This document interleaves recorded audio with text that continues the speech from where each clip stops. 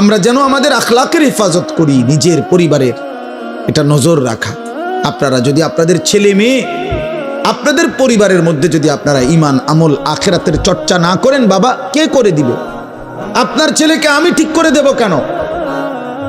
আপনার ছেলেকে মসজিদের ইমাম ঠিক করবে কেন? মাহফিলের বক্তার কাছে কয়, হুজুর বেডি ইত্তির ভালো করে কইয়া দিয়েন। মাহফিলের বক্তারে দায়িত্ব দিছে, আমনে বেডি হেবডার আমি ঠিক করে দিই, ভালো করে কইয়া দিবেন কেন? আপনি ঘোড়ার ঘাস পারেন? আপনি পুরুষ না? আপনি কাপুরুষ? কমান মানবে এই কারণে মানে না, যখন তার কলিজার ভিতরে আখিরাত নাই। একেবারে মিথ্যা কথা আমি বললাম মিয়া।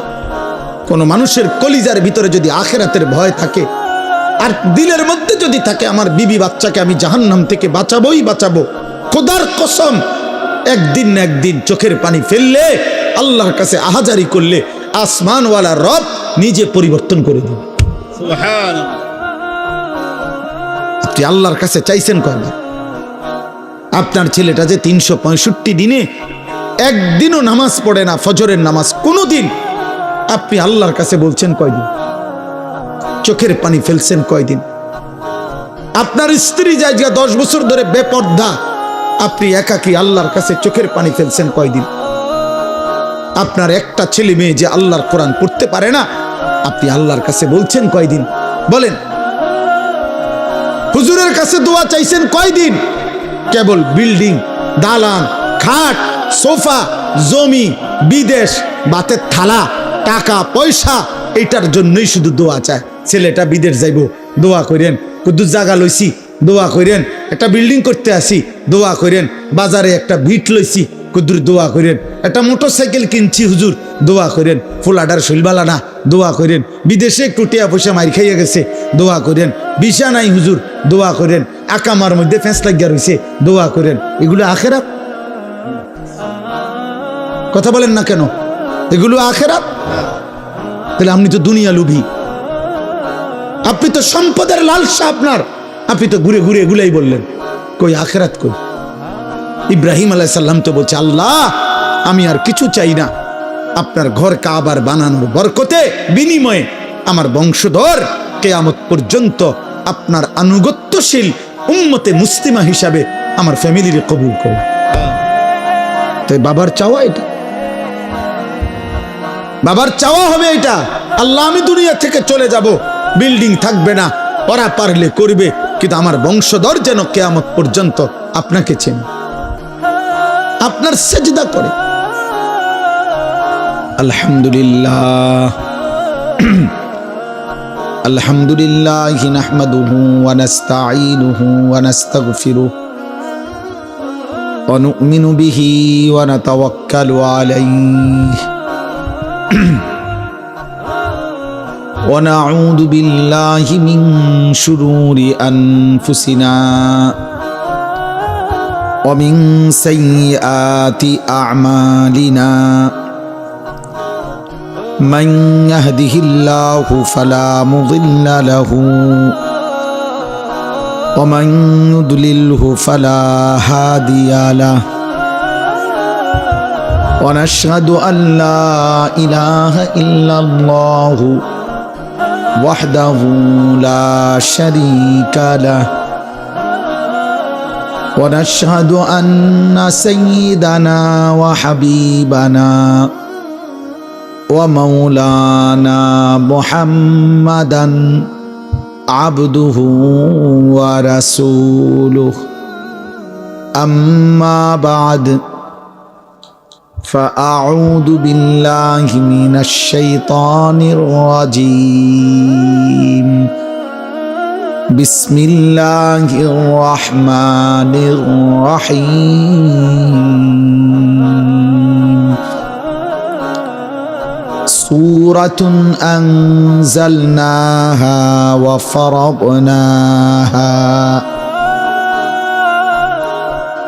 وفرضناها وأنزلنا فيها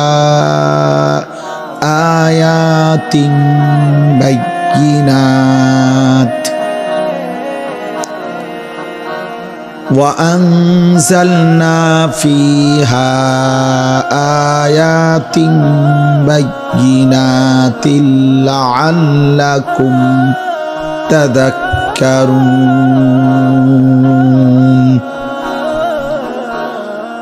الزانية والزاني فاجلدوا كل واحد منهما 100 جلدة ولا تأخذكم بهما رأفة في دين الله إن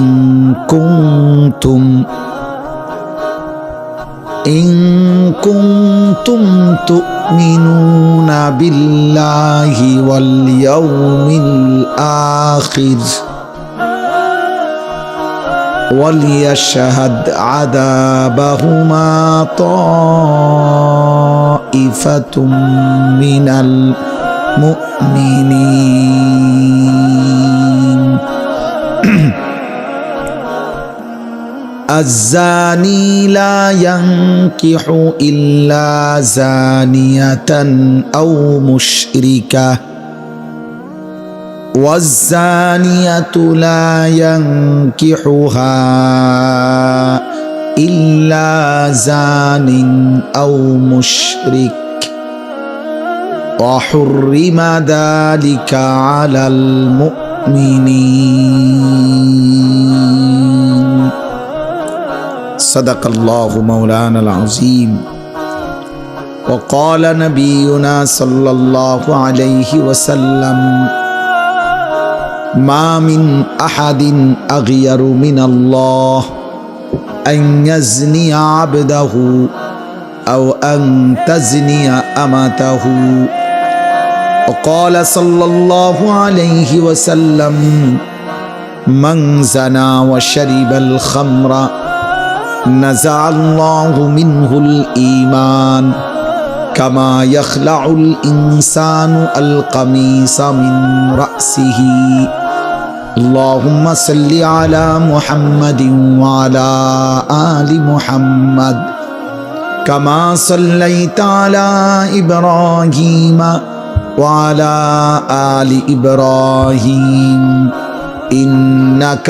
حميد مجيد اللهم بارك على محمد وعلى آل محمد كما باركت على إبراهيم وعلى آل إبراهيم إنك حميد مجيد سبحانك لا علم لنا إلا ما علمتنا إنك أنت العليم الحكيم الحمد لله আল্লাহ পাক রব্বুল ইজ্জত জুল জালাল ওয়াল ইকরামের ফজল কারাম রব্বুল আলামিনের অপরিসীম ইহসান মেহেরবানি দয়া আল্লাহ তাআলা আমাদেরকে আজ 17 ডিসেম্বর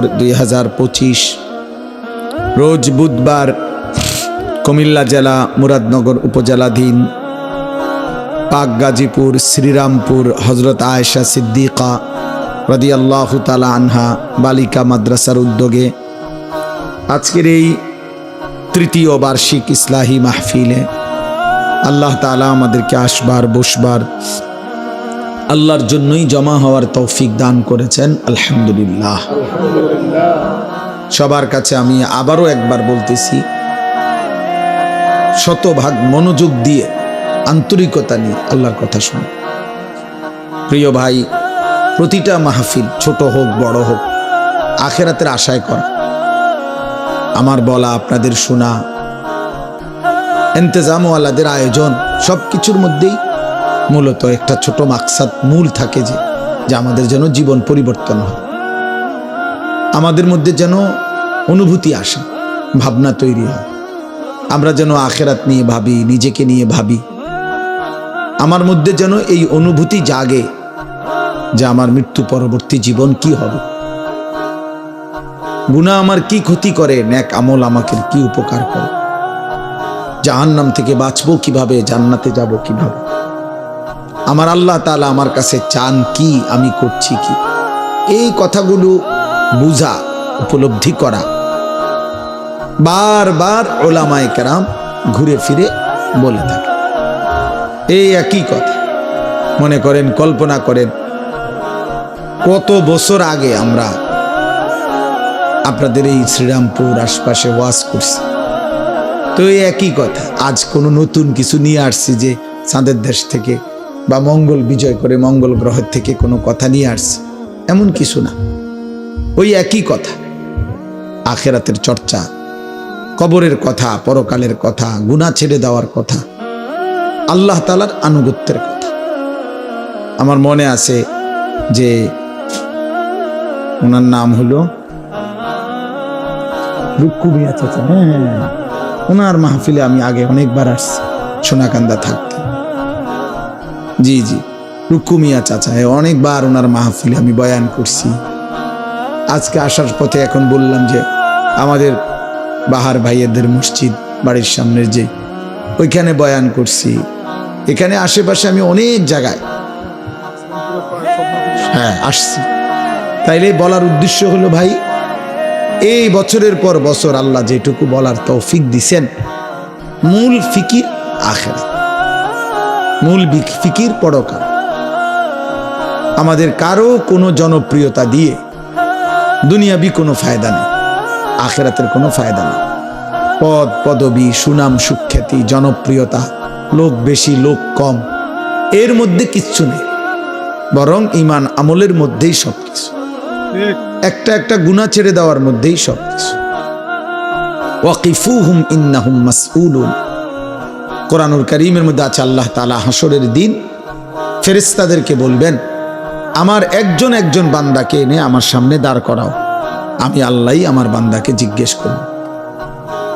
তাইলে একজন একজন করে আল্লাহ তাআলা আমাদের প্রত্যেককে জিজ্ঞেস করবেন, ইমাম সাহেবকেও, মুসল্লিকেও, বক্তা শ্রোতা সকলকে, পীর মুরিদ সকলকে, সকলকেই আল্লাহ তাআলার সামনে হিসাবের মুখোমুখি হতে হবে।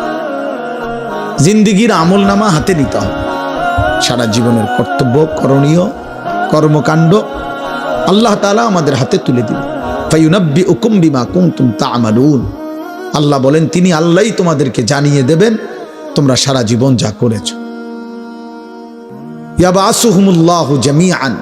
আল্লাহ বলেন, আল্লাহই তোমাদের সকলকে কবর থেকে হাসরের ময়দানে পুনরায় উঠাবেন। ফায়ুনাব্বিউহুম বিমা আমিলু।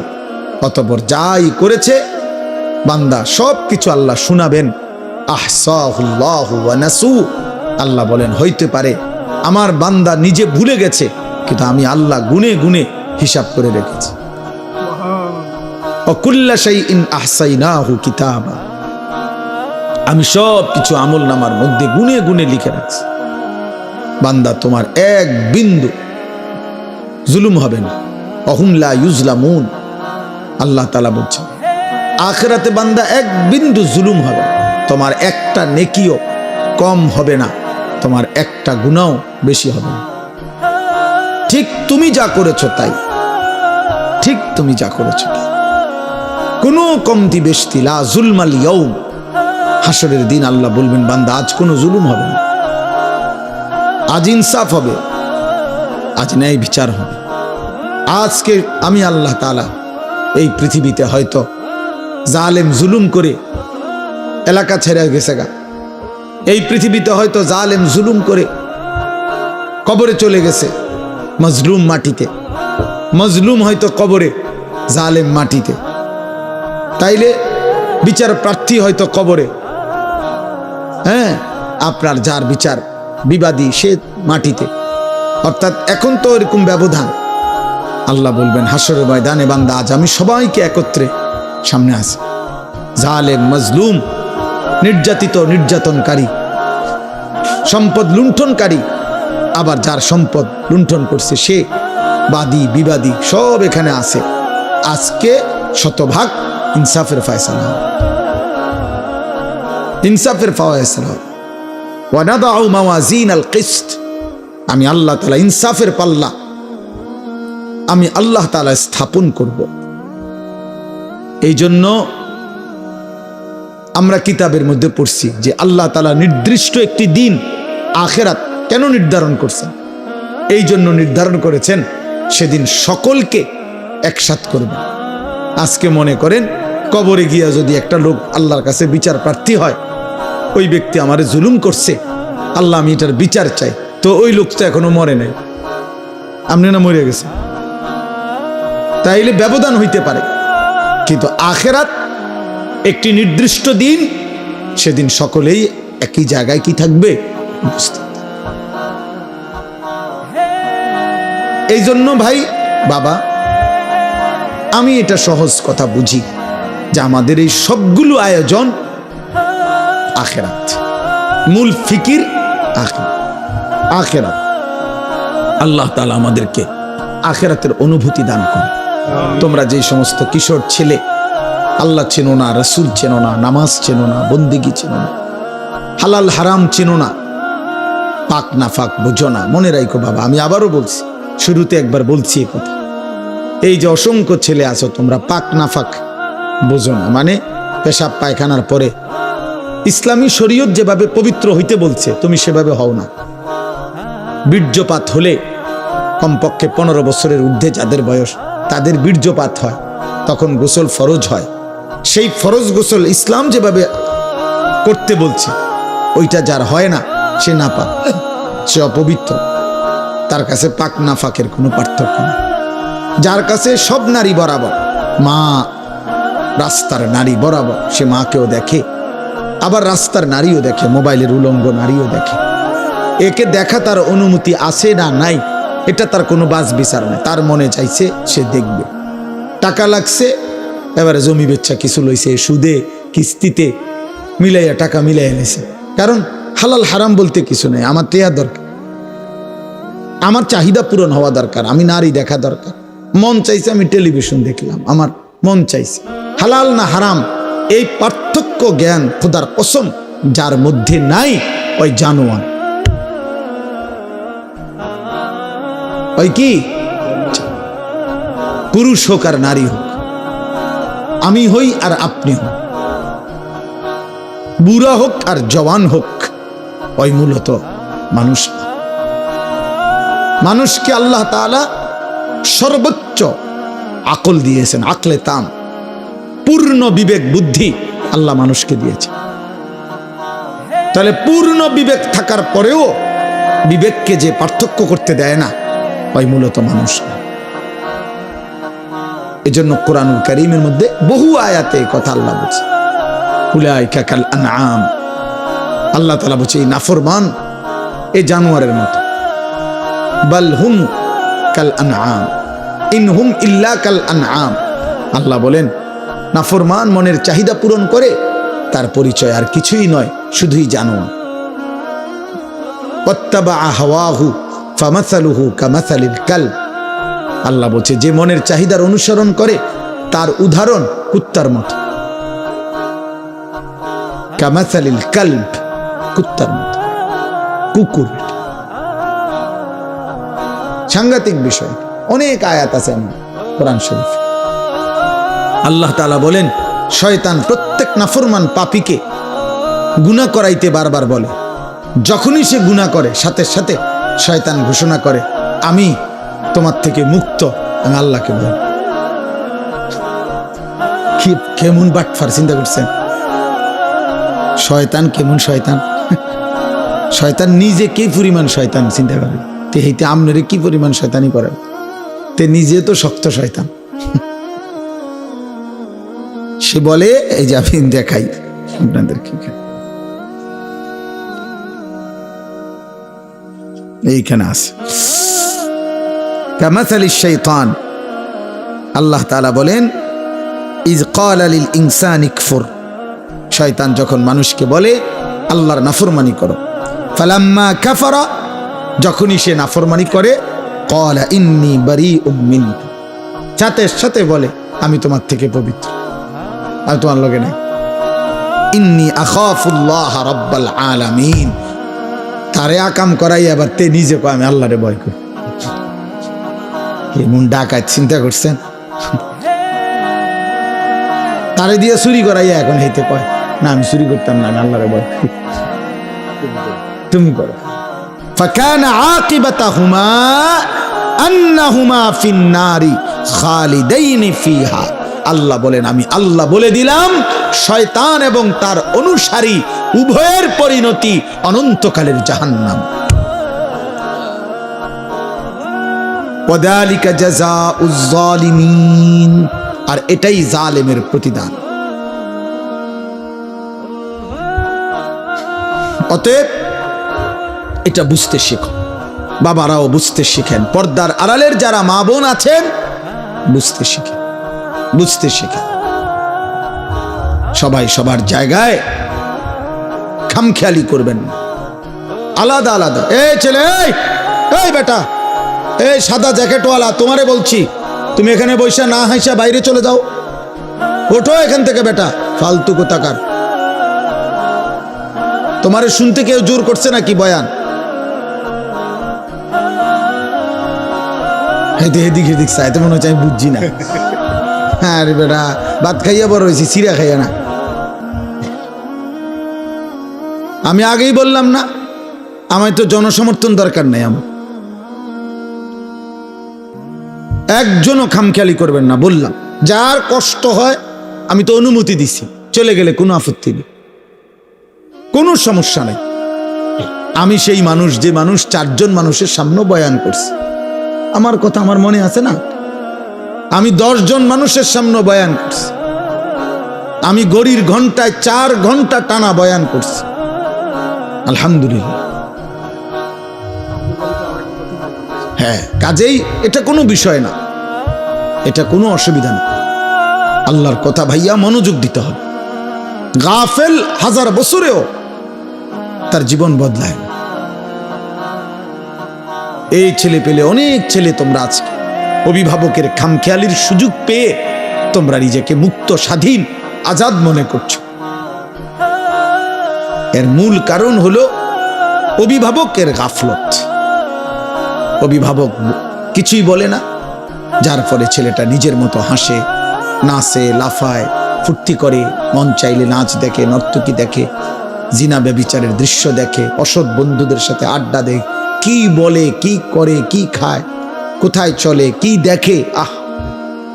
আমার তো অনেক আফসোস মনে।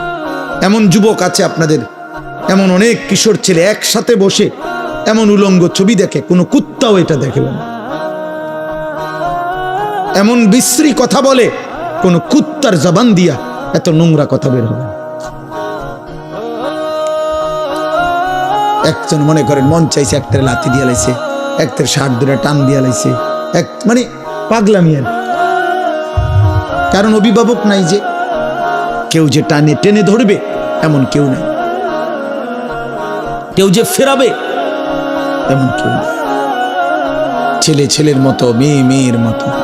মেয়ের নিজের কাছে যেটাই পছন্দ হয় ও ওইটাই পড়ে, ওইটাই তার সাজ। তাইলে তার বাবার কি দরকার ছিল?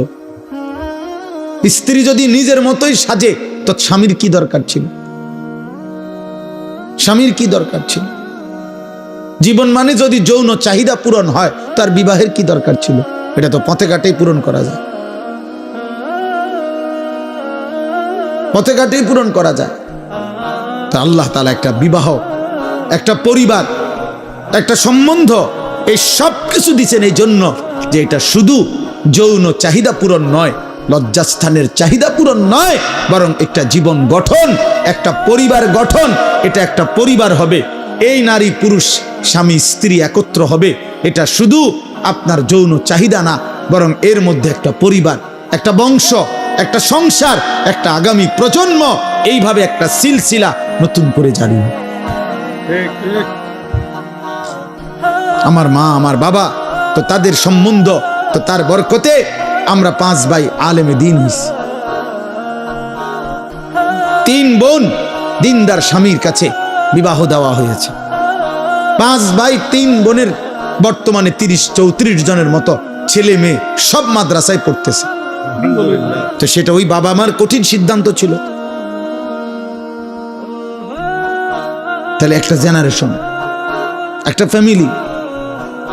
হযরত ইব্রাহিম আলাইহিস সালাম আল্লাহর ঘর কাবা পুনর্নির্মাণ করে ইসমাইলকে সাথে নিয়ে বাবা পুত্র মিলে দোয়া করছে, আল্লাহ আপনি আমাদেরকে ওয়ামিন যুররিয়াতিনা উম্মাতাম মুসলিমাতাল লাক। অনেকগুলো দোয়া, এর মধ্যে এটা একটা দোয়া যে আল্লাহ কিয়ামত পর্যন্ত আমাদের বংশধারায় আপনি এমন মানুষ রাখবেন যারা আপনার আনুগত্যশীল মুসলিম, এমন জাতি কিয়ামত পর্যন্ত আমার ফ্যামিলিতে রাখে। 30 বছর পরে, 50 বছর পরে, 70 বছর পরে যেন আমার ফ্যামিলি হারিয়ে না যায়, যে আর কেউ আল্লাহ চিনে না, আর কেউ সেজদা দেয় না, আর কেউ মসজিদে যায় না, আর কেউ রবের কোরআন চেনে না। এই পৃথিবীতে হাজারো লক্ষ মানুষের ফ্যামিলি খোদার কসম এমন আছে 70 বছর পরে, 50 বছর পরে, 30 বছর পরে ওই ফ্যামিলির আর কেউ আল্লাহ চেনে না, আর কেউ নামাজ পড়ে না। হয়তো দাদা নামাজ পড়তো, হয়তো দাদার বাবা নামাজ পড়তো। আমাদের ইন্ডিয়ার একজন বড় বুজুর্গ আওলাদে রসুল সৈয়দ আরশাদ মাদানী হযরত একবার এটা বলছিলেন, এক দেশে সফরে গিয়ে একটি ছোট্ট গ্রামের পাশে ওনারা গাড়ি থামাইয়া নামাজের ওয়াক্ত হইছে, তো নামাজ পড়ছেন।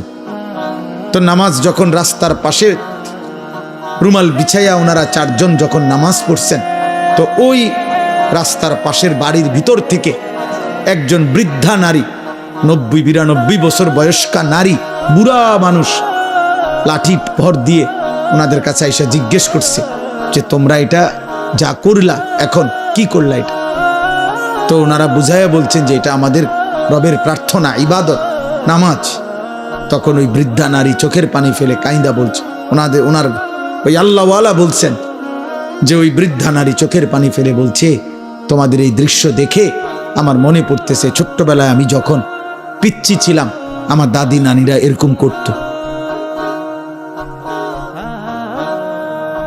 আমার দাদি নানিরা এমন করতেন। আজ সময়ের ব্যবধানে তারা ভুলে গেছে, ওই চিনতেছে না নামাজ কি।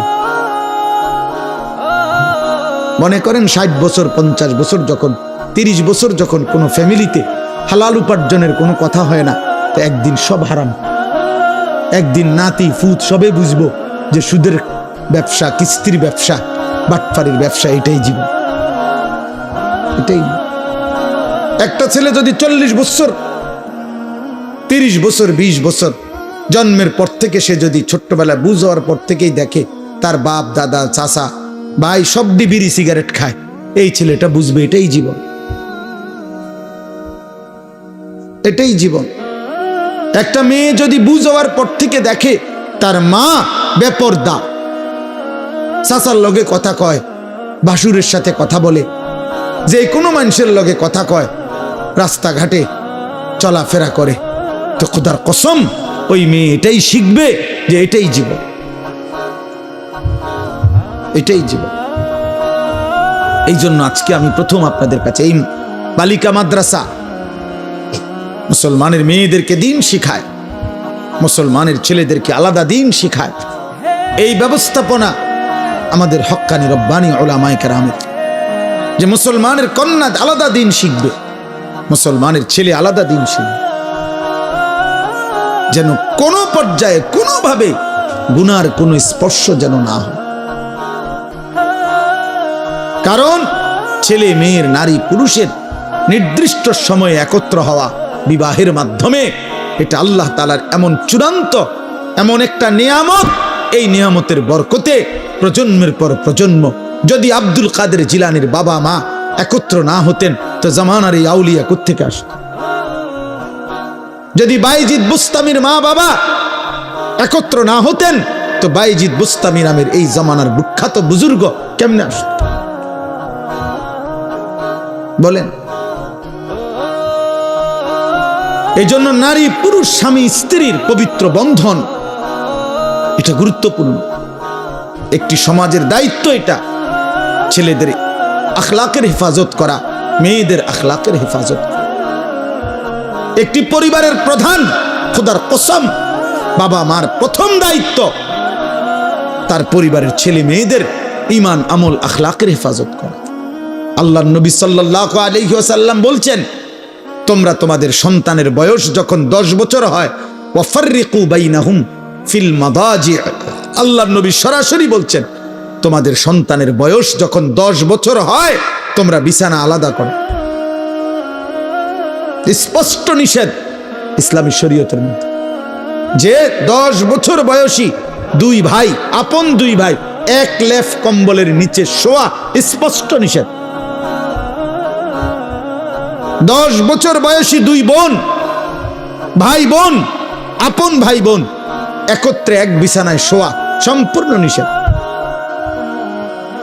অথচ স্বাস্থ্য ভাই, জ্যাঠতো ভাই, আত্মীয় স্বজনের বিয়ার বাড়ি 8 বছর 10 বছর 12 বছরের জি ফুট ফুলাফান সব ডিরে এক লগে হতাই দিয়ে গেছে, সব ডি শুয়ালা একসাথে। হায় রে মুসলমান, এত অসভ্যতা করে আল্লাহ পাওয়া যায়? এত অসভ্যতা করে সুখ পাওয়া যায়? ইসলাম একেবারে ছোট্ট কোলের বাচ্চাটার পর্যন্ত নজরদারি রাখছে।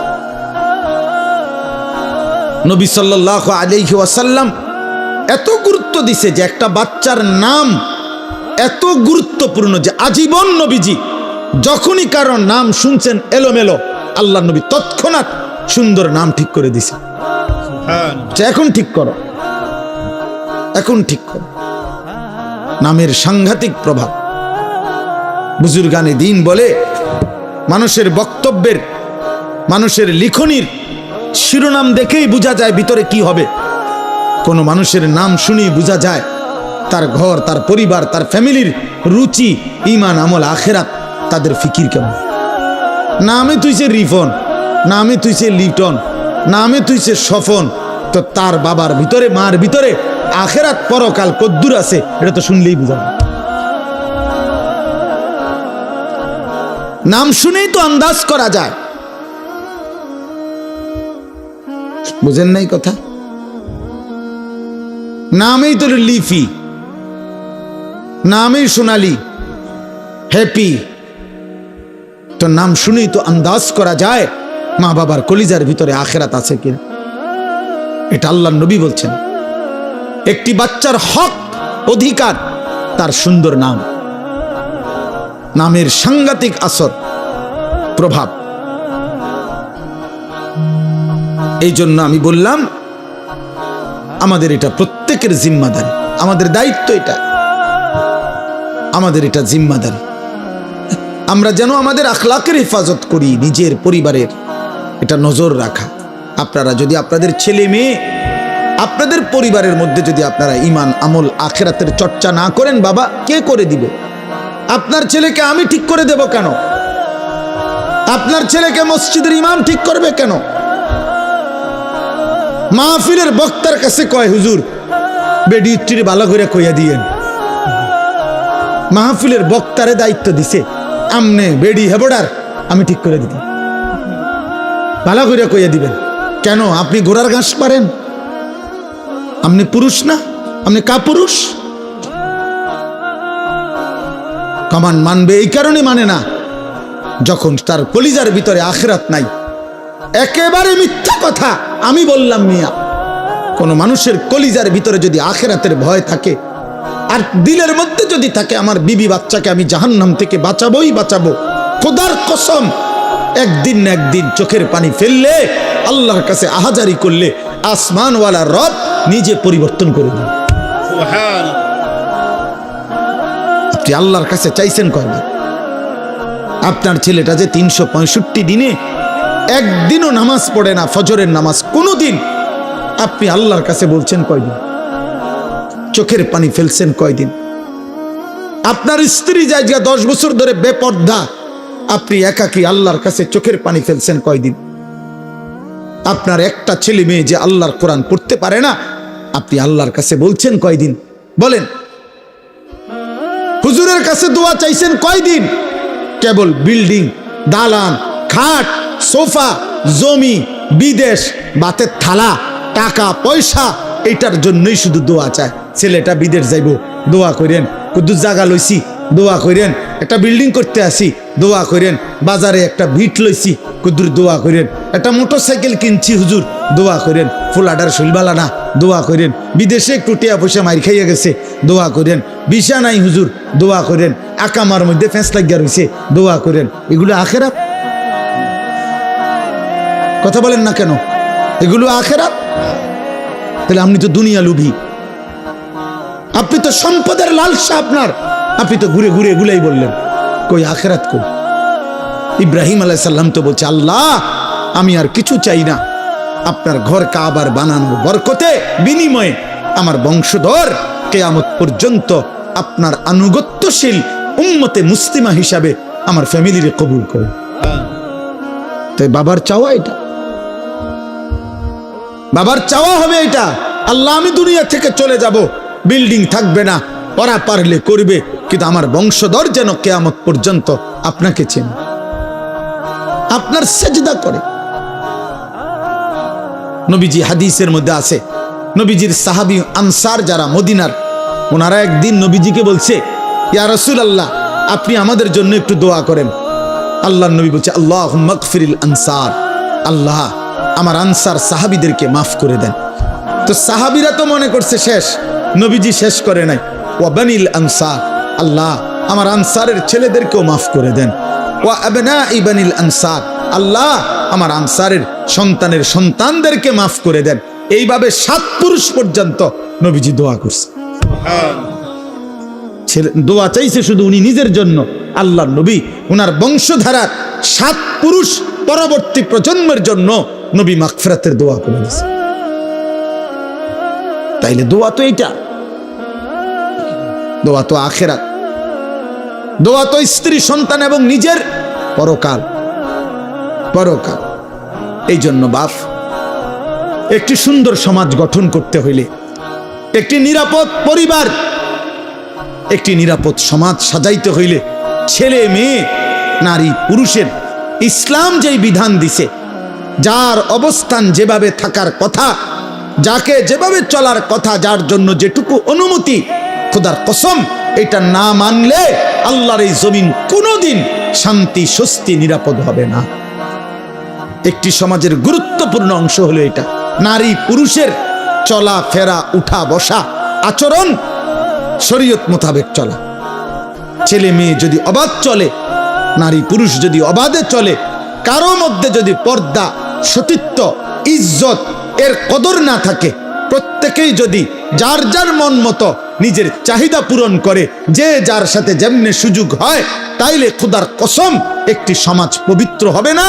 ওই সমাজে আল্লাহর রাসূল বলছে, যেই সমাজে ছেলে মেয়ে নারী পুরুষের মধ্যে অবাধ মেলামেশা বেড়ে যায়, আল্লাহর নবী বলেন খোদার কসম হাদিস, ওই সমাজের মধ্যে মহামারী আসে এবং পূর্বপুরুষের ছিল না এমন অগণিত নিত্য নতুন রোগ দেখা দেয়।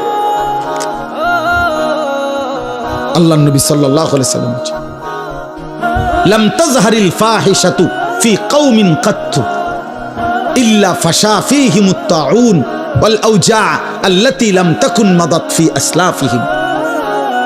মহামারী দেখা দেয়, কুলের বাচ্চা মাত্র মায়ের পেট থেকে বের হইছে, এই বাচ্চার ডাক্তার এমন রোগ বলে যেটা পৃথিবী কোনোদিন শুনেনি। মাত্র পেটের বাচ্চা বাইর হইছে, মাত্র বাচ্চাটা, এমন বাচ্চাও এখন হাজার হাজার রোগাক্রান্ত। আহারে কি আশ্চর্য! মায়ের গুনাহ, বাবার গুনাহ, এই সমাজের গুনাহ, আমাদের গুনাহ। নালে এই মাসুম বাচ্চার তো কোনো গুনাহ নাই, আছে কোনো গুনাহ? আমাদের গুনাহ, আমাদের পাপ আমাদের বাচ্চার জীবন অস্থির করে দিয়েছে। এই জন্য আজকে আমি যেই সূরাটা পড়ছি, আমার মূল বক্তব্য এই কথাটা বুঝানো আপনাদের কাছে। এই একজনই বুঝেন, একজনই বুঝেন। এই বালিকা মাদ্রাসা আলাদা, ছেলেদের মাদ্রাসা আলাদা। মুসলমানের কন্যা দিন শিখবে আলাদা, মুসলমানের মেয়ে ছেলে দিন শিখবে আলাদা। নারী পুরুষের শরীয়তের যেই সীমারেখা, এটা যেখানেই লঙ্ঘন হবে সেখানেই ইনসান আর ইনসান থাকবে না, পশু হয়ে যাবে, পশু হয়ে যাবে। এই জন্য ইসলামী শরীয়তের মধ্যে সবচেয়ে কঠোর কোন মুসলমানদের উপরে, মুসলিম সমাজে ইমানদারদের যত পাপ আছে এই সমস্ত পাপের মধ্যে সবচেয়ে ভয়ানক, ইসলামের শরীয়তে, কোরআনে, আল্লাহর বিধানে সবচেয়ে ভয়ানক শাস্তি হলো জিনা এবং ব্যভিচারের শাস্তি। ইসলামের এই বিধানের চাইতে কঠোর শাস্তি অন্য কোনো আমলে নাই, বিধানে নাই। বুঝছে? ইসলামে যত শাস্তি আছে তার মধ্যে ব্যভিচারের শাস্তি, নারী পুরুষ ছেলে মেয়ের অবাধ মেলামেশা, এটার শাস্তি সবচেয়ে জঘন্য। এই জন্য আসমানের নিচে জমিনের উপরে মুসলমানের দ্বারা হতে পারে সবচেয়ে জঘন্য পাপ কোনটি? জিনা, ব্যভিচার। ব্যভিচার আল্লাহ তাআলা এটা কোনোভাবে মেনে নেয় না। হাদিসের মধ্যে আছে, আমি যে হাদিস পড়ছি, মা মিন আহাদিন আগিয়ারু মিনাল্লাহ আন ইয়াজনিয়া আবদাহু আও আন তাজনিয়া আমাতাহু। নবীজি বলেন আল্লাহ তাআলার সবচেয়ে বেশি গুসা হয় জমিনের কোন পাপে? আল্লাহ বলেন কোন পুরুষ যখন, নবী বলেন কোন পুরুষ যখন জিনা করে, কোন নারী যখন জিনা। আজকে আপনাদের এই ছেলেদেরকে জিজ্ঞেস করেন যে বাবা আল্লাহকে সাক্ষী রেখে বলো, এই মুশরিক বেঈমানের মতো এই ফ্যাশনেবল চুল তুমি রাখছো কারে দেখাইতে? গরুরে দেখাইতে না ছাগল রে, না বুড়া মানুষের দেখাইতে? বলবে তার কলজা ছিঁড়ে আপনি বের করলে দেখবেন কোন মেয়েকে দেখাইতে, আর কোনো কারণ নেই, আর কোনো কারণ নাই, আর কোনো কারণ নেই। এই সমস্ত ছেলে যুদ্ধ করে মাত্র 16 বছর বয়স, রাতভর দিনভর সারাটা দিন এই মোবাইলে আসক্ত, মোবাইলটা ছাড়তে চায় না, মার লগে যুদ্ধ করে, বাবার সাথে যুদ্ধ করে, প্রয়োজনে ঘর ছেড়ে দিবে, প্রয়োজনে মা বাবার সাথে চোখ রাঙ্গাবে, কারণ তার মোবাইল তার লগে থাকতে হইব 24 ঘন্টা। তার জিজ্ঞাসা করেন, তার কলিজাটা খুলে দেখেন, তার কলিজাটার ভিতরে নারীর আসক্তি, জিনার ব্যভিচারের আসক্তি, সারা রাত উলঙ্গ ছবি আর নর্তকী দিনভর দেখার জন্য এই হাইওয়ান 24 ঘন্টা মোবাইল ব্যবহার। আর কোন 16 বছরের কোন বাচ্চার 24 ঘন্টা বড় মোবাইলের কোনো দরকার নেই। 18 বছরের একটা ছেলের এত লম্বা টাইম মোবাইলের দরকার নেই। বলে পড়ালেখার কাজ আছে, তো পড়ালেখার কাজ রাত 12টার পর থেকে সকাল 8টা পর্যন্ত তোর কোন পড়ালেখা? ওই সময় জমা দে তোর বাপের কাছে এটা। হ্যাঁ এখন বলে হ্যাঁ আমি জমা দিলাম, এখন জমা দে, তোর মায়ের কাছে জমা দে। ওই প্রয়োজনে মারে গুলি করব, ওই প্রয়োজনে বাপেরে গুলি করবে, কিন্তু মোবাইল দিবেন। কারণ এর মধ্যে যে তার নারী, এর মধ্যে যে তার উলঙ্গ ছবি। আপনারা দেখেন না আপনাদের ছেলেদের মাত্র 16 বছর, 18 বছর না হতে সাফা ভিতরে ঢুকে গেছে, কালো চেহারা, বেনামাজি, নিকৃষ্ট। আরে বেনামাজি, খোদার কসম, যে ব্যক্তি জিনায় আসক্ত, যার নামাজ ছুটে যায় বেশি, তার ভিতরে নিশ্চিত নারীর প্রচন্ড হারাম আসক্তি, এটার অভিশাপ। এই অভিশাপের কারণে আমরা কিতাবে পড়ছি হারাম প্রেম, হারাম ইশক মানুষকে নামাজ ছুটায় দেয়, আল্লাহ ভুলায় দেয়, মুশরিক বানায় দেয়, মুশরিক। আমার কাছে কিতাব আছে, শিরিকওয়ালা বানায় দেয়। হয় তখন বলে আমি তোমাকে ছাড়া আর কিছু বুঝি না, তার মানে আল্লাহও চিনি না, আমি নবীও চিনি না, আমি মার ইজ্জত বুঝি না, আমি আমার ধর্ম চিনি না, আমি আল্লাহ খোদা কিছু বুঝি না, আমি তোমারে বুঝি। এ তো মুশরিক, এ তো বেঈমান।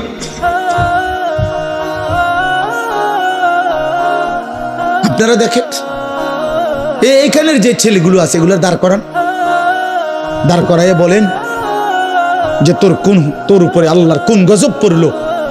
এক ওয়াক্ত নামাজ পড়লি না কেন? তোর বাবা মুসলমান না? তোর মা মুসলমান না? তোর মা তোরে বুকের দুধ পান করায় নাই? তোর গ্রামের কেউ তোরে বলে নাই তুই মুসলমান? তোর মক্তবের হুজুর তোকে বলে নাই মুসলমান? তোরে কেউ আল্লাহ চিনায় নাই না ফরমান? 16 বছর বয়স, এত বড় গাদ্দার হয়ে গেলি? মাত্র 16 বছর বয়সে যদি একটা মুসলমানের বাচ্চা এত বড় ঘাটতেরা হয় যে আল্লাহকে একটা সেজদা দেয় না, এই হাইওয়ান 40 বছর বয়সে তো দাজ্জাল হয়ে যাবে। এত কম বয়সে যদি এত বড় সাহস সে কোত্থেকে পাইল বলে? 16 বছর বয়সে সে আল্লাহকে বৃদ্ধাঙ্গুলি দেখায়। আপনি কারা আবার? আপনি কে? আমি আপনাকে চিনি না। আমি চিনি আমার শাহওয়াত, আমি চিনি আমার নারী, আমি চিনি আমার বন্ধুদেরকে, আমি চিনি মুশরিক আর বেঈমানদের চুল, চেহারা, লিবাস, পোশাক। আব্বা, আমরা এই জন্য আশাবাদী, চেষ্টা করি আমাদের এই ছোট ছোট মাদ্রাসাগুলো জায়গায় জায়গায় কম বেশি মানুষ বানায়। মানুষ আখেরাত চিনায়, হালাল হারামের পার্থক্য চিনায়, পাক নাফাক চিনায়। বলে মাদ্রাসা কি করে? মাদ্রাসা পাক নাফাক চিনায়, মাদ্রাসা হালাল হারাম চিনায়। মাদ্রাসার তালেব এলেমের কলিজার মধ্যে এটা ঢুকায় যে বাবা মরণ পর্যন্ত সুদ খাইস না। মাদ্রাসায় কথা শিখায় মানুষের উপরে গুলি করিস না, মানুষের গায়ে ছুরি মারিস না, কোন হারাম নারীর সাথে বিবাহ বহির্ভূত কোন হারাম সম্পর্ক করিস না। এটা জরুরি বাবা। একটা নারীকে, একটা মেয়েকে তার ইজ্জতের কদর শেখায়, তার সতীত্বের মর্যাদা বুঝায়। সে বুঝে আমার ইজ্জত দামি, আমার সতীত্ব দামি। হ্যাঁ, যদি কোনো জায়গায় কেউ একক কেউ যদি যে বলে হুজুর মাদ্রাসাত পড়েও দেখছি উল্টা পাল্টা, তাহলে ওই শুধু ওই উল্টা পাল্টাটা মাদ্রাসা উল্টা পাল্টা বানায় নাই, ওর ব্যক্তি চরিত্রের অসতের কারণে। কোরআন তাকে উল্টা বানায় নাই, রাসূলুল্লাহর সুন্নাহ তাকে উল্টা বানায় নাই, ও বরং আল্লাহর কোরআন গ্রহণ দশা এরতে এই দশা। কথা বোঝেন নাই আপনি? আমি নিজে সৌদি আরব কাবা ঘরের পাশে, আল্লাহর ঘরের পাশে ডিউটি করে, এতে 24 ঘন্টা সিগারেট খায়। আমি এরকম মানুষ দেখছি। তো এটা আল্লাহর ঘরের দোষ? আল্লাহর ঘরের পাশে সারা রাত ডিউটি করছে পাশের হোটেলে, এরপরে ফজরের ওয়াক্তে আপনার কাবা ঘরের আল্লাহর ঘরের নামাজ চলতেছে, তে সাইডে দিয়ে একটা জায়গা, অথচ এই জায়গায় একটা সেজদা দিলে 1 লক্ষ সেজদা। এমন হইতে পারে না? কথা বলেন না কেন? তো এটা কাবা ঘরের দোষ, এটা রাসূলুল্লাহ সাল্লাল্লাহু আলাইহি সাল্লামের বলার দোষ। তাইলে আপনাদের কাছে জন্য বললাম, আখলাকের হেফাজত জরুরি বাবা, চরিত্রের হেফাজত জরুরি। আপনারা আপনাদের ছেলেদের দিকে তাকায় দেখেন, আপনাদের স্ত্রীর দিকে তাকায় দেখেন। একজন মহিলা প্রতিদিন তার ভাসুরের সাথে কথা বলে, দেবরের সাথে কথা বলে, সবার সামনে খানা পিনা দিতেছে, রাস্তার পাশের পুকুরে গোসল করতেছে। কি নির্লজ্জ বেহায়া নারী, কি অসভ্য নারী। স্বামী বেচারা, বেটা তুমি নাফরমান, দুনিয়ার কত কিছু করলা, তোমার বিবির জন্য, মেয়েটার জন্য একটা পর্দায় ঢাকা গোসলখানা করতে পারলা না, তুমি বেড় আকামলা কোথাকার। তুমি তোমার বিবি বাচ্চার মেয়ের ইজ্জতের কদর বুঝলা না। এই জন্য আপনারা সবাই বুঝবেন না, যদি বুঝেন খবর নেন, রাগ হওয়ার সুরত না। সারাটা দেশের হালাত খুঁজেন, কি পরিমাণ এখন প্রতিদিন এখনকার খবর হলো এত বেশি পরিমাণ পরকিয়া সারাটা দেশে। অর্থাৎ মহিলার স্বামী আছে, অন্য পুরুষে আসক্ত, পুরুষটার স্ত্রী আছে কিন্তু তে অন্য মহিলায় আসক্ত। প্রতিদিন এই খুন, মার্ডার, হত্যা হচ্ছে এই অসভ্যতার কারণে। গত 3 দিন আগে আমি নিজে পত্রিকায় পড়ছি, বাংলাদেশে উনি রিপোর্টার লিখছে যে বাংলাদেশে গত 1 বছরের ব্যবধানে গত 10 বছরের চাইতে বেশি HIV আক্রান্ত, এইডস আক্রান্ত রোগীর সংখ্যা গত 10 বছরের চাইতে বেড়ে গেছে। ওই দেখেন, এই বেয়াদব দেখেন, কাকে বলে, মানুষকে বলে না, ছাগলেরে বলে, কোনো খবর নাই, সে তার কাজে আছে। এই হলো গাদ্দার, এই হলো আহাম্মকদের। বললাম না আমি, এটা এই মোবাইলের প্রচন্ড আসক্ত যেগুলো, এদের ব্রেনে কোনো কাজ করে না, এরা প্রতিবন্ধী। হ্যাঁ, বাস্তবে এরা কোনো পাক নাফাক ভদ্রতা, আখলাক, উচিত অনুচিত বুঝেন। এর কথা হলো, আমি হুজুর তোর আব্বাও যদি বলে আমার মোবাইল ছাড়া জীবনে আমার আর কিছু নাই, আমার কোনো মা নাই, বাবা নাই, আমার কোনো আল্লাহ নাই, রসুল নাই, আমার কোনো হুজুর নাই, আমার কোনো ইমাম নাই, আমার কোনো ধর্ম নাই, আমার কোনো ইসলাম নাই, আমার কোনো কোরআন নাই, আমার একটাই আমার মোবাইল। নারী, ছবি, উলঙ্গ দৃশ্য, জিনা, ব্যভিচার, অশ্লীলতা, বেহায়াপনা, উল্লাস, মদ, জুয়া, এই জীবন, এই জীবন বেঈমানের দিকে তাকায় থাকে, বেঈমানের ডিজাইন। মুসলমানের ঘরে জন্ম নিয়া 16 বছর বড় হইলি বেটা, মুসলমান মা বাবার ঘরে চুল রাখলি বেঈমানের মতো বেটা, কাপুরুষ বেটা তুই বেটা, থু বেটা তোর কপালে বেটা, থুতু মারলাম তোর কপালে বেটা, তোর ওই বেঈমানের চুলে থুতু মারলাম বেটা। তোর বাপ তোকেই শিখাইছে এই চুল রাখা, তোর মা শিখাইছে বেটা, তুই বড়দি হইলি মার ঘরে, মুসলমানের ঘরে, তো বেঈমানের মতো চুল রাখলি কেন বেটা? ওই বেঈমান তোর বাপ,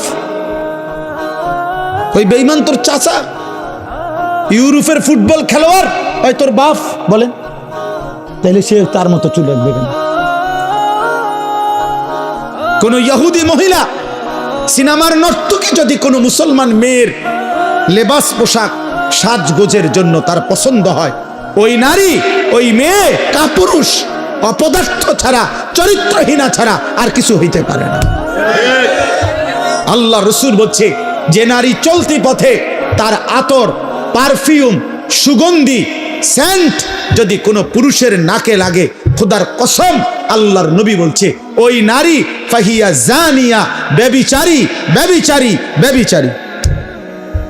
শুধু যদি সেন্টের গ্রান, পারফিউম যদি কোনো পুরুষের নাকে লাগে, আইয়ুমা ইমরাআতিন ইস্তাতারাত ফামাররাত আলা কওমিন লিয়াজিদু মিন রিহিহা ফাহিয়া জানিয়া।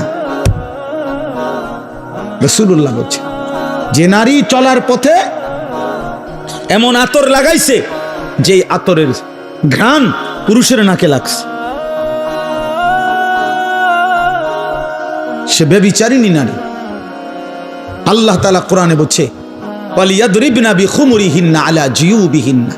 হে মুসলিম নারী, সারা দেহ একে তো তুমি পোশাক দিয়ে ঢাকবে, দ্বিতীয়ত লম্বা মোটা ভারী চাদর, বোরখা দিয়ে ঢাকবে।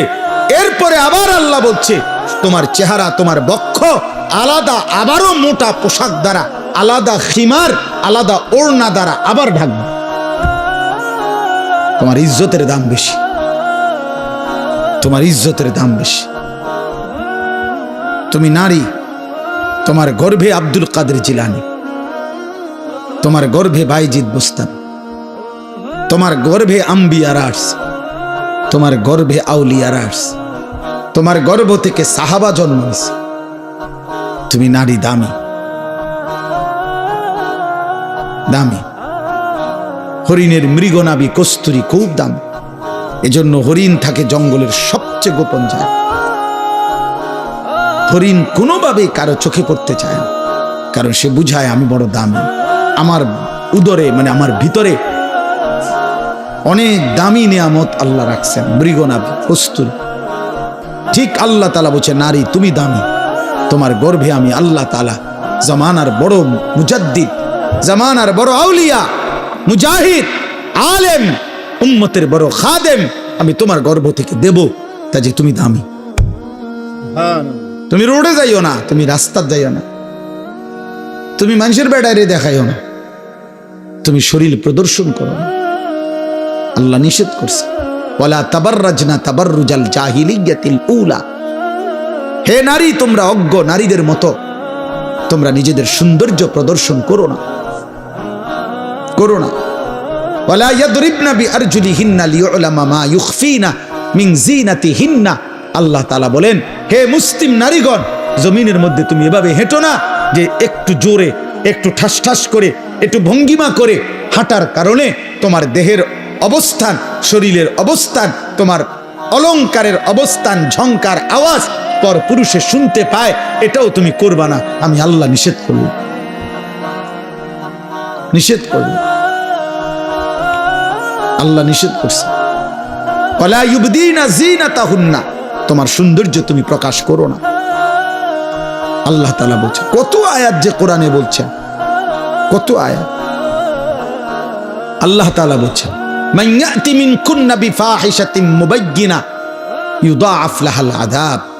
আল্লাহ বলছে, হে মুসলিম নারী, আমি আল্লাহ বললাম, তোমার দ্বারা যদি প্রকাশ্যে কোনো অশ্লীলতা ছড়ায়, তোমারে দেখা যদি কোনো ছেলে নষ্ট হয়, তোমারে দেখা যদি কোনো পর পুরুষ ছেলে চরিত্রহীন হয়, মেয়েটা নারী, তো আল্লাহ বলেন আমি কিন্তু তোকে প্রত্যেকটা পাপের ডবল ডবল দ্বিগুণ দ্বিগুণ শাস্তি দেব। তোর নিজের পাপ, ওই ছেলের পাপ। কোরআন শরীফের আয়াত। এই জন্য যেই সমস্ত মহিলা, মেয়ে বেপর্দা, হারাম কোন প্রেম সম্পর্ক অথবা নিজের শরীর প্রদর্শন করে, এদের দিকে যত পুরুষ তাকায়, এই সমস্ত পুরুষের যত গুনাহ হয়, ওই অসভ্য নারী সবগুলো গুনার শাস্তি, নিজের পাপ আবার এদের পাপ সমপরিমাণ নিয়ে শাস্তি ভোগ করতে হয়। খোদার কসম, এটা কোরআনের আয়াত। আল্লাহ বলছেন আমি ছাড়বো না, আমি নিষেধ করছি। আমি তোমাকে দামি বানাইছিলাম, আমি তোমাকে ইজ্জতওয়ালা বানাইছিলাম। ইসলাম নারীকে কি সম্মান দিছে বলেন? মাটির নিচে ছিল, ন্যূনতম কোনো মর্যাদা, জীবন্ত মাটির নিচে দাফন করে দিত কন্যা সন্তান। ইসলাম সেই মনে হয় যেন কবরের থেকে উঠাইয়া আমার নবী মর্যাদা দিতে দিতে বলছে, আল জান্নাতু তাহতা আকদামিল উম্মাহাত, মায়ের পায়ের নিচে সন্তানের জান্নাত। তাহলে মা কোথায়? পরে বোঝেন না, মহিলার পায়ের নিচে যদি জান্নাত হয় তো এবড়ি কোনায়? জান্নাতের উপরে। তার মর্যাদা কোথায়? জান্নাতের ঊর্ধ্বে। নারী জান্নাতের ঊর্ধ্বে। সুবহানাল্লাহ। অতএব আজকে এতটুকুই কথা, আপনারা বুঝেন, আমরা বুঝি। আমাদের এই বালিকা মাদ্রাসা, আমাদের ছেলেদের মাদ্রাসাগুলো, আমরা আখিরাত শিখাই, আমরা চরিত্র শিখাই, আমরা আখলাক শিখাই, আমরা ইমানের হেফাজত করতে বলি, আমরা আখলাকের হেফাজত করতে বলি। আল্লাহ আমাদেরকে বুঝ দান করেন, আল্লাহ আমাদেরকে কবুল করে নেন।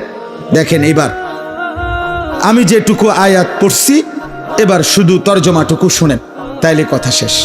কোরআনুল কারীমের 18 নম্বর পারা, 24 নম্বর সূরা, সূরা নূর। এই সূরা আল্লাহ তাআলা কি বলছে শুনেন, অত্যন্ত গুরুত্বপূর্ণ কোরআনের সূরা। আল্লাহ তাআলা বলেন, বিসমিল্লাহির রহমানির রহিম। কথা বলো না, কথা বলো না। আল্লাহ তাআলা বলেন, এই দেখেন 3টা আয়াত পড়ছি মাত্র, 18 নম্বর পারা, 24 নম্বর সূরা। সহজ, আপনি বুঝবেন সহজ কথা। আল্লাহ তাআলা বলেন, সূরাতুন আনজালনাহা, এই সূরাটি আমি আল্লাহ নাজিল করেছি। পুরা কোরআন কে নাজিল করছে? এই সূরাটা কে নাজিল করছে? তো আল্লাহ এরপরও আবার বলতেছে, এই দেখো, এই সূরাটা কিন্তু আমি নাজিল করছি, আমি আল্লাহ নাজিল করছি, খামখেয়ালি করো না। আমি আল্লাহ, আমি তোমার রব, আমি তোমার সৃষ্টিকর্তা, আমি তোমার হিসাব গ্রহণকারী, আমি কিন্তু ফায়সালাকারী। ওয়া ফারাদনাহা, এই সূরার বিষয়টা হালাল হারাম যা বলছি এখানে, এটা আমি ফরজ করেছি। এই সূরার বিধান আমি ফরজ করেছি। 3 নাম্বার, ওয়া আনজালনা ফিহা আয়াতিন বাইয়িনাত, আমি আল্লাহ এই সূরার মধ্যে আমার বিধান স্পষ্টভাবে, কোন রকমের লুকোচুরি, কোন রকমের নয় ছয় নাই, আমি স্পষ্ট আমার বিধান আমি নাজিল করেছি। লাআল্লাকুম তাদাক্কারুন, কেন? যেন তোমরা উপদেশ গ্রহণ করতে পারো। কি করতে পারো বলেন? উপদেশ, উপদেশ গ্রহণ। এখন এতগুলো ভূমিকা বলে আল্লাহ কি বলছে? এরপরের আয়াত দেখেন, আয-যানিয়াতু ওয়াজ-যানি ফাজলিদু কুল্লা ওয়াহিদিম মিনহুমা মিআতা জালদা। এইটাই বলছিলাম, কোন ছেলে মেয়ে যদি ব্যভিচার করে, জিনা করে, আল্লাহ বলেন ব্যভিচারিণী নারী এবং ব্যভিচারী পুরুষ যদি অবিবাহিত হয়, তাহলে তাদের উভয়কেই 100 করে চামড়ার চাবুক দিয়ে বেত্রাঘাত করো। ইসলামের কঠোর শাস্তি। আল্লাহ বলছেন, ওয়ালা তাখুজকুম বিহিমা রাফাতুম ফি দীনিল্লাহ ইন কুনতুম তুমিনুনা বিল্লাহি ওয়াল ইয়াউমিল আখির। আল্লাহ বলেন, যদি আল্লাহরে মানো, আখিরাতকে মানো, তাইলে এই শাস্তি কার্যকর করতে গিয়ে এক বিন্দু দয়া মায়া দেখাবা না। এই সমাজ থেকে অশ্লীলতা মুক্ত করা, ব্যভিচার মুক্ত করা, নারী পুরুষ ছেলে মেয়ের অবাধ মেলামেশা, এটার থেকে একটি সমাজকে বাঁচানো। খোদার কসম, আল্লাহর এত কঠোর বিধান যা আল্লাহ বলেন এই বিধান কার্যকর করতে এক বিন্দু দয়া মায়া দেখাবেন। এটা সাংঘাতিক কথা। এটাই আমরা এই জন্য বলি। আজকে ছেড়ে দিছেন আপনারা, বললাম না?